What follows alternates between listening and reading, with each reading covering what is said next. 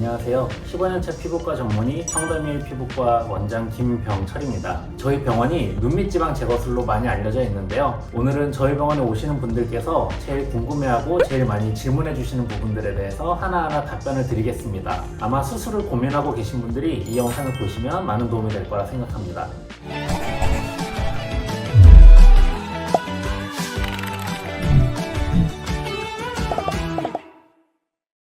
바로 첫 번째부터 들어갈게요. 눈밑지방은 왜 생기나요? 눈밑지방은 사실 생기는 게 아니고 원래 태어났을 때부터 안구를 밑에 받쳐주고 있는 쿠션 역할을 하는 지방이 안구 밑에 깊은 공간에 위치해 있습니다. 근데 나이가 들면서 얼굴에 여러 가지 구조가 바뀌게 되는데요. 그 중에 첫 번째는 뼈의 볼륨이 생각보다 많이 변화합니다. 우리 안구를 감싸고 있는 눈 주위에 동그랗게 되어 있는 이 뼈를 안와라고 하는데, 나이가 들수록 이 안와가 자꾸 뼈는 흡수가 잘 되지만 또 잘 만들어지진 않아서 안와가 자꾸 넓어지게 되거든요. 그래서 안구를 밑에서 받쳐주는 공간이 넓어지면 지방이 앞으로 밀려나오는 현상이 나타나게 됩니다. 그래서 이렇게 뼈의 변화가 첫 번째 눈밑지방에 돌출되는 원인이 되고요. 두 번째는 제가 항상 강조드리는 부분인데 바로 평소의 표정 습관입니다. 미소를 잘 짓는 분들은 눈둘레 근육 긴장도가 높아서 애교살이 항상 잘 잡혀있는 모습을 볼 수 있는데, 이런 분들은 눈밑지방에 잘 돌출이 되지 않습니다. 그런데 평소에 무표정으로 지내시게 되면 이 눈둘레 근육의 긴장도가 완전히 떨어져 있게 되고, 그럼 눈밑지방을 앞에서 막아주는 힘이 점점 약해지면서 눈밑지방이 앞으로 돌출이 되게 됩니다. 그리고 세 번째는 눈밑지방뿐만 아니라 눈밑지방 앞쪽에 막아주고 있는 구조물이 나이가 들면서 탄력이 점점 줄게 되거든요. 그래서 이렇게 피부 탄력이 떨어지게 되는 것도 눈밑지방이 돌출되는 원인이 됩니다. 그래서 나이가 들면서 이런 큰 세 가지 변화 때문에 눈밑지방이 앞으로 돌출이 되게 되는데요. 우리 어렸을 때부터 눈밑지방이 많이 돌출되어 있는 분들도 가끔 계세요. 그런 분들은 뼈 자체가 발달이 좀 덜 돼 있어서 눈밑지방을 밑에서 받쳐주는 뼈의 구조가 부족하면 어렸을 때도 지방이 돌출되는 경우도 있습니다. 두 번째, 수술 방법에는 어떤 게 있나요?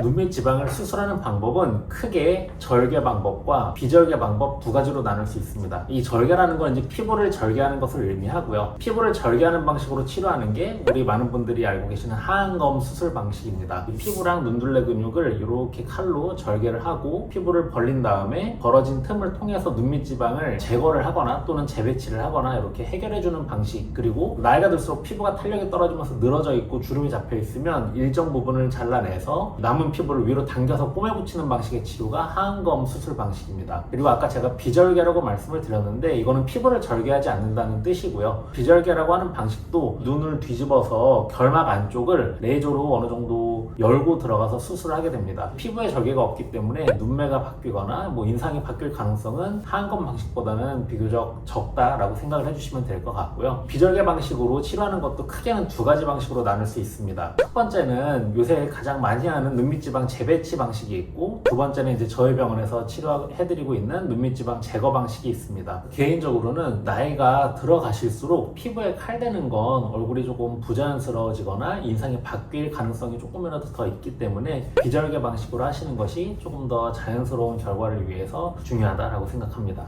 세 번째, 수술 시간과 회복 기간은 어느 정도 걸릴까요? 보통 절개 방식으로 치료하시게 되는 경우에는 1시간 반 정도 소요된다고 보시면 될 것 같습니다. 저희 병원에서 이제 비절개 방식으로 치료를 해드리고 있는데, 저 같은 경우에는 평균적으로 1시간 정도 소요가 됩니다. 아무래도 피부에 칼을 대지 않기 때문에 이제 출혈이 거의 없고요. 그래서 붓기라든지 멍이 드는 확률도 절개 방식보다는 현저히 낮습니다. 붓기랑 멍이 거의 생기지 않는 경우에는 바로 한 2-3일 정도 후부터는 출근도 가능하고 일상생활이 어느 정도 가능하고요. 붓기랑 멍이 미세하게 살짝 올라오는 경우에도 보통 1주에서 2주 정도면 거의 완전히 회복이 됩니다. 그다음 네 번째, 통증은 어느 정도인가요?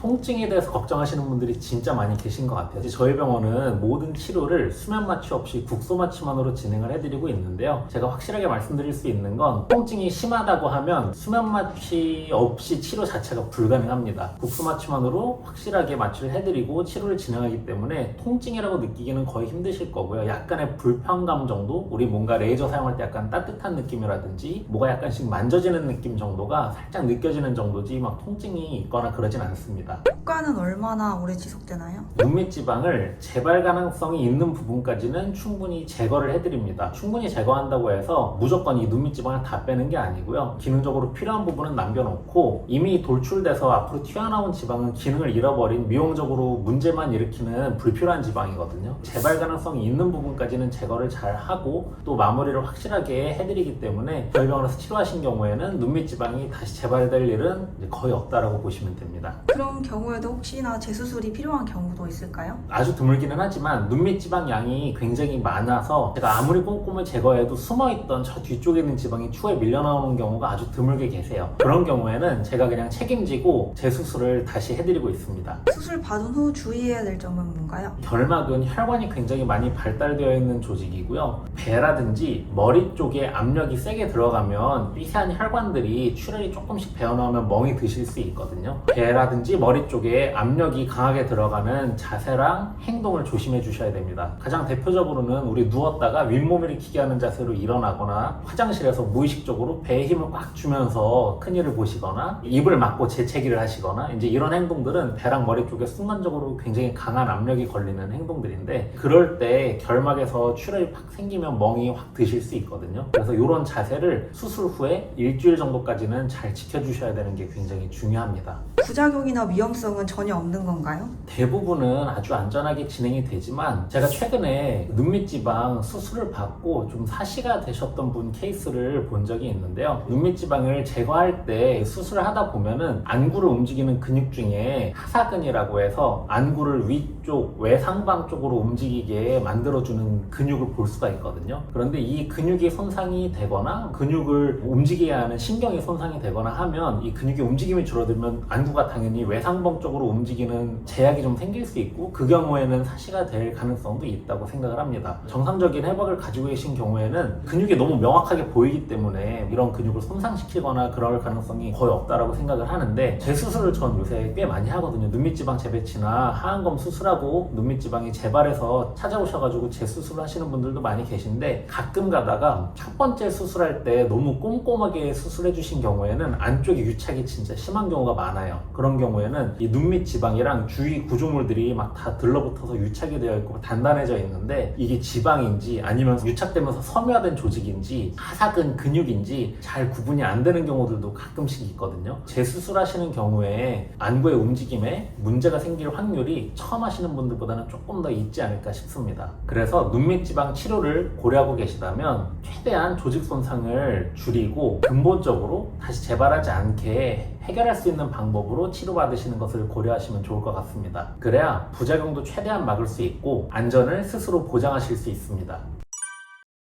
오늘은 눈밑 지방 치료에 대해서 많은 분들이 궁금해하시는 부분에 대해서 말씀을 드렸습니다. 눈밑 지방을 치료하는 건 사실 그렇게 간단한 일은 아니라고 생각을 합니다. 저희 심장이라든지 뇌를 수술하는 의사들은 굉장히 오랜 기간 동안 수련을 거쳐서 굉장히 높은 수기가 됐을 때야 스스로 집도를 해서 환자를 책임질 수 있는 실력을 갖추게 되는데요. 눈밑 지방을 치료하는 것도 저는 똑같다고 생각을 합니다. 사람이 살아가는 데 있어서 뇌랑 폐랑 심장이 중요한 것처럼 사회생활을 하는 데 있어서 얼굴이 가장 중요하다고 생각을 합니다. 그래서 얼굴을 치료할 때도 너무 간단하게 단순하게 생각하지 마시고 전문 의료진의 진료를 보신 후에 의견을 충분히 듣고 심사숙고하셔서 결정을 하셨으면 좋겠습니다. 이상 청담이의 피부과 김병철이었습니다.